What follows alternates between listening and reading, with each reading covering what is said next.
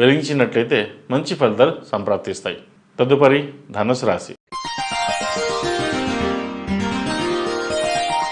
ధనుసు రాశి వారికి ఈ వారం బాగుందని చెప్పొచ్చు. వ్యాపార పరంగా అభివృద్ధి బాగుంటుంది. వృత్తి ఉద్యోగాల్లో మంచి పేరు ప్రఖ్యాతలు లభిస్తాయి. అయితే ఎన్ని పేరు ప్రఖ్యాతలు లభించినా, ఎన్ని ఉన్నా అవసరానికి ధనం కానీ చేతికి అందదు. వ్యాపార పరంగా కూడా అంతంత మాత్రంగానే ఉంటుంది. చూసే వాళ్ళకి వీరికి ఏంటి మంచి వ్యాపారం చేస్తున్నారు, బాగుంది అనుకుంటారు. కానీ అక్కడ ఉన్న లోటుపాట్లు ఏంటో మీకు తప్ప ఇంకెవరికి తెలియదు. అయితే వ్యాపారాన్ని వ్యాపారం కింద చేయండి. ఎందుకంటే ఇంట్లో డబ్బులు కానీ ఇక్కడ కానీ అక్కడ కానీ డబ్బులు తీసుకొచ్చి వ్యాపారం చేసినట్లయితే ఇబ్బందికరమైన వాతావరణం నెలకొంటుంది. కాబట్టి ఇటువంటి విషయాల్లో జాగ్రత్త వహించండి. వ్యాపార అభివృద్ధి కోసం మీరు చేసే ప్రయత్నాలు ఏవైతే ఉన్నాయో ఈ వారం కలిసి వస్తాయి.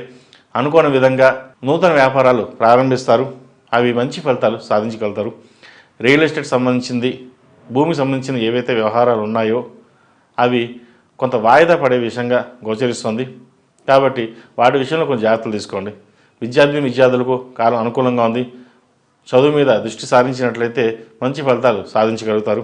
ఈ రాశిలో జన్మించిన స్త్రీలకు వ్యాపారపరంగా, ఉద్యోగపరంగా స్థిరత్వం అనేది ఏర్పడుతుంది. మీకున్న తెలివితేటలతో అందరినీ ఆకట్టుకోగలుగుతారు. ఎందుకంటే ఏది చేసినా పొట్టకూటి కోసమే. న్యాయంగా వెళ్ళాలి, ధర్మంగా ఉండాలి అనే మీ భావన ఏదైతే ఉందో అది అందరికీ నచ్చుతుంది. ఒకరిని మోసం చేసి పైకి రావాలన్న ఆలోచన మీకు ఏ రోజు ఉండదు. కావాలంటే 10 రూపాయలు మనం పెట్టాలి తప్ప కానీ తీసుకోవాలని ఉన్న ఆలోచన రాదు. కష్టపడాలి, రూపాయి సంపాదించాలన్న భావన ఉంటుంది. అదేవిధంగా మీరు సంపాదిస్తారు కూడా. ఎటువంటి ఇబ్బంది లేని వాతావరణం నెలకొంటుంది. మనశ్శాంతి, ప్రశాంతత ఏర్పడుతుంది. సంతానాభివృద్ధి బాగుంటుంది. సంతానం కోసం ప్రయత్నిస్తున్న వారికి ఈ వారం మంచి శుభవార్తలు వింటారు. సంతాన యోగం కలుగుతుంది. ఈ రాశివారు ప్రతిరోజు ప్రతినిత్యం ఓం నమో శివాయ ఒత్తులతో దీపారాధన, శుక్రవారం నాడు ఓం నమో నారాయణ ఒత్తులతోటి సాయంత్రం సంధ్య వేళలో వెలిగించండి. అమ్మవారి కటాక్షం, అయ్యవారి ఆశీస్సులు రెండు కలుగుతాయి. మన సంకల్ప సిద్ధిరస్తు అన్నట్టు మీరు ఏదైతే కోరుకుంటారో ఆ పార్వతీ పరమేశ్వరులు, ఆ లక్ష్మీనారాయణుల అనుగ్రహం మీకు ఎల్లప్పుడూ ఉంటుంది. కాబట్టి శుక్రవారం నాడు సాయంత్రం సంధ్యా సమయంలో 6-7 మధ్యలో ఓం నమో నారాయణ ఒత్తులతో దీపారాధన చేయండి. ఇది ప్రతి ఒక్కరూ చేయొచ్చు, అన్ని రాష్ట్రాల వారు చేయొచ్చు. ఎందుకంటే ఇలా చేయడం వల్ల ఈ మార్గశిర మాసంలో విష్ణుమూర్తికి ఎంతో ఇష్టమైంది లక్ష్మీనారాయణ స్వరూపం.